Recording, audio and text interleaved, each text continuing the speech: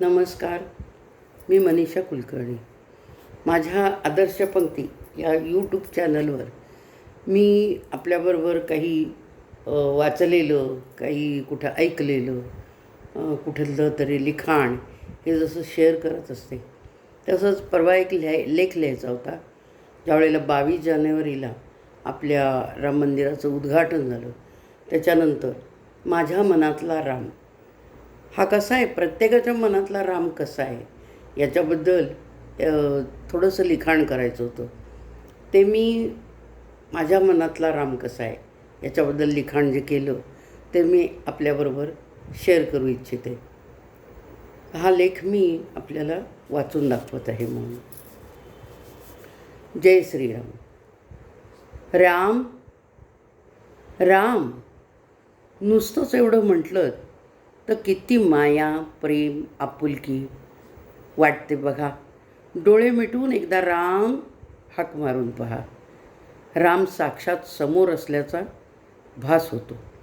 हाक मात्र आपली आर्ततेची हवी.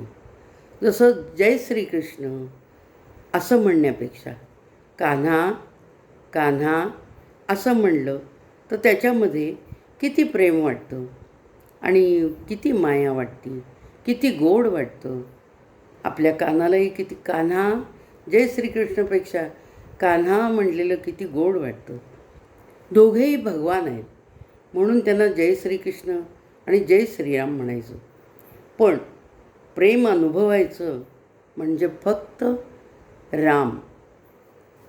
लहानपणी आईनं रामरक्षा अर्थासहित शिकवली.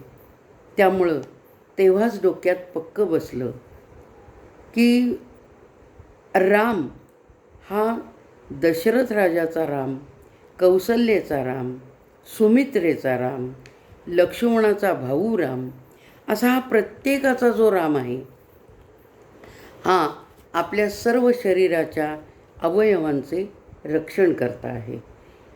म्हणजे घरातूनच जीवनाचा रक्षण करता हा राम आहे. हे एक निश्चित दिशा मिळाली. आनंद असो, उद्वेग असो, खिन्नता असो, प्रथम रामाला स्मरायचं. असा हा जीवनरक्षक आणि जीवनदर्शक राम. जसं जसं वय वाढत गेलं आणि रामकथा ऐकण्यात येऊ लागल्या, तशा तशा वनवासात आधी ऋषीमुनींचं दर्शन, ऋषीमुनींनी रामाला बोलवलं होतं की आधी आमच्याकडं तुम्ही या आणि मग तुम्ही पुढं कुठं जायचं आहे तिकडं जावा, आमच्या आधी आश्रमात या. तर ऋषीमुनींचं दर्शन न घेता राम मात्र गेले ते अनेक वर्ष वाट बघणाऱ्या शबरीच्या या भिल्लिणीच्या झोपडीमध्ये. रामाने तिची भेट घेतली. वनवासातच निषाद, केवट यांच्याशी जवळीक केली. तेव्हा राम हा सर्वांचा आहे, सर्व समाजाचा आहे हे त्यावेळेला मनात ठसलं. अहिल्याचा ज्यावेळेला उद्धार व्हायचा होता तेव्हा ऋषींनी काय सांगितलं की रामराया आपल्या पदस्पर्श या शिळेला करा म्हणजे हिचा उद्धार होणार आहे. पण त्या एका स्त्रीचं शिळेत रूपांतर झालेलं होतं. त्या स्त्रीला पदस्पर्श करणं रामाला योग्य वाटलं नाही. म्हणून रामाने नुसती आपल्या पावलांची धूळ त्या शिळेवर झाडली आणि काय आश्चर्य, त्याचं एका सुंदर स्त्रीमध्ये रूपांतर झालं. पण असा हा स्त्रियांचा सन्मान करणारा राम, शबरी, निषाद आणि केवट यांचा मान राखणारा राम, असा हा समाजसेवक राम. मारुतीला मृत्युंजयाचे वरदान देणारा, जखमी जटायूला मांडीवर घेणारा. म्हणजे प्राणी पक्ष्यांच्याबद्दल कसं आहे रामाचं धोरण, तर मारुतीला मृत्युंजयाचे वरदान देणारा, जटायूला मांडीवर घेणारा, तर इवल्याशा खारीचे कौतुक करणारा, प्राणी पक्ष्यांचा आदर हा माझ्या मनातला राम करतो.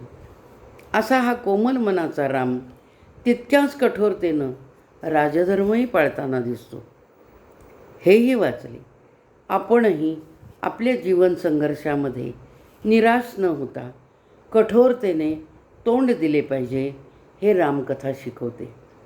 राज्याभिषेकानंतर प्रथम रामाने आचरला तो राजधर्म. सत्ता लोलुपता तर त्याच्याकडं अजिबात नाही.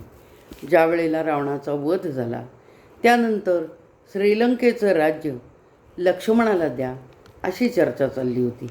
पण लक्ष्मणाला रावणाचं राज्य न देता रावणबंधू विभीषणाला रामाने राज्य दिले आणि जे योग्य आहे तेच केले. म्हणजे त्याच्याकडं परिवारवादही अजिबात नव्हता. वनवासात आल्यानंतर पादुका घेऊन येणाऱ्या भरतालाही राज्य करण्यास त्याने सांगितले. असा हा निर्मोही राम आहे. एकदा जानकी माता बोलता बोलता म्हणाल्या, अहो, मारुतराय ज्या वेळेला तुमच्याशी बोलायला येतात त्यावेळेला ते तुमच्याकडे बघून बोलत असतात आणि तुम्ही मात्र इकडं तिकडं काहीतरी बघत त्याच्याशी बोलता. असं का बरं करता? त्यांच्या नजरेला नजर देऊन का नाही बोलत?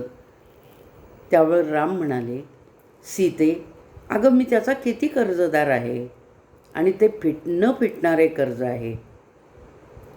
या भावनेनं मी त्याच्या नजरेला नजर देऊ शकत नाही. असा हा कृतज्ञता मनात ठेवणारा राम आहे. त्याच्यावर सीतामाता म्हणाल्या, अहो, असं कोणतं कर्ज आहे तुमच्यावर त्यांचं? अगं, किती कर्ज म्हणून तुला सांगू? रामराय म्हणाले, तुला लंकेहून त्यानं सोडवून आणलं, लक्ष्मणाचे प्राण वाचवले आणि हे मी कदापि श्रीलंकेला जायला त्यांनी तुझ्यासाठी पूल बांधला, हे मी कदापि विसरू शकत नाही आणि हे ऋण मला सतत त्याच्याशी बोलताना जाणवतो. असा हा ऋण मानणारा माझ्या मनातला राम आहे. पण असा हा कोमल मनाचा जो राम आहे तो नम्रतेनं ज्या सागराला त्याने नमस्कार केला तरीसुद्धा सागर बधत नाही आपल्या याला, हे पाहिल्यानंतर आपल्या मर्यादित क्रोधाने रामाने धनुष्य उचलले. म्हणजेच राम मर्यादित क्रोधाने नमण्यास भाग पडतो. आपल्या होमाचे पौरोहित्य करणाऱ्या रावणाला दक्षिणा काय देऊ असा प्रश्न रामाने विचारला.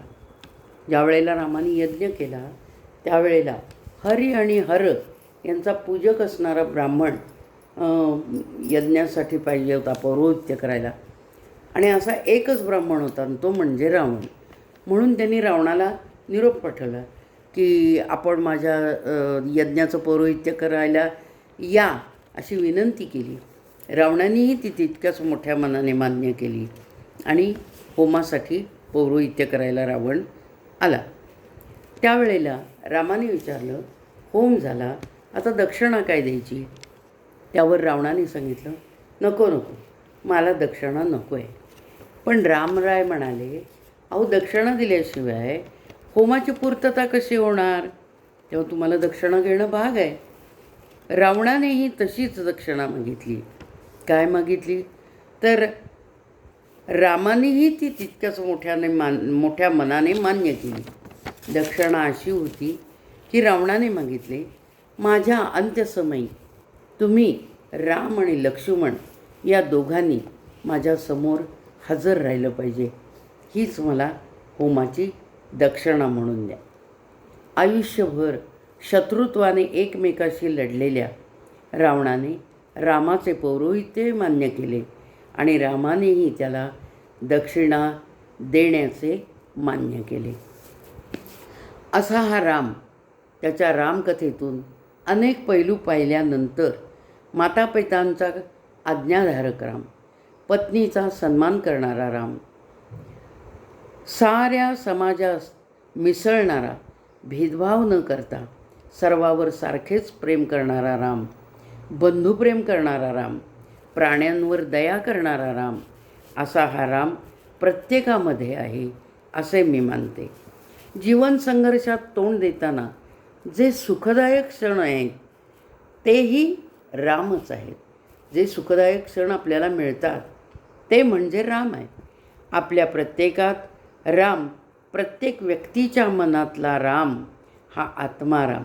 त्यामुळे जे जे म्हणून जे जे काही चांगलं आपल्याला दिसतं, जे जे म्हणून काही चांगलं आपल्याला अनुभवायला मिळतं ते म्हणजे राम. ज्या अनुभवातून शिक्षण मिळते, विचार करायला भाग पाडते ते सर्व राममय असे मी मानते. असा हा राम सर्वव्यापी चराचरात सामावलेला आहे. ही अनुभूती घेण्याची गोष्ट आहे आणि या अनुभूतीतून आपल्याला हे पटतं की हा राम सर्वाभूती सामावलेला आहे. असा हा माझ्या सनातन धर्मातला राम निसर्ग, झाडे, पशुपक्षी, मानव, जल, वायू, शिळा सर्वात सामावलेला आहे. म्हणूनच रामदास महाराजसुद्धा शिवाजीला ज्या वेळेला दाखवतात त्यावेळेला दगड फोडून दाखवतात आणि त्यातून एक टुणकन बेडकी बाहेर येते. त्यावेळेला रामदास काय म्हणाले त्याला की रे अरे आम्ही काय कुणाचे खातो रे, तो राम आम्हाला देतो रे. अशा या सर्व व्यापक रामाची अनुभूती म्हणजे एका रामलल्लाच्या प्राणप्रतिष्ठेसाठी सारा देश एकत्र झाला. साधू, संत, सामान्य, इतर कार्यक्षेत्रातील लोक आणि सामान्य जनता एका प्राणप्रतिष्ठेचा प्रसंग आणि एकच रामलल्ला या शब्दावर करोडो लोक एकत्र आले. न भूतो न भविष्यती असा दिवस म्हणजेच दिनांक 22 जानेवारी 2024 हा आपण पाहिला, अनुभवला आणि याचा थरारक अनुभव आपण घेतला की परमेश्वर म्हणजे काय, राम म्हणजे काय. म्हणूनच आर्ततेने म्हणायचे जय श्रीराम, जय जय श्रीराम आणि अनुभूती घ्यायची. असा हा माझ्या मनातला राम आहे. मी माझ्या मनात जसं मला वाटलं तसं मी लेखामध्ये लिहिलं, ते आपल्याबरोबर शेअर केलं. आपल्याला जर आवडला असेल माझा लेख तर माझ्या चॅनलला सबस्क्राईब करा आणि कमेंट्स द्या. धन्यवाद. जय श्रीराम.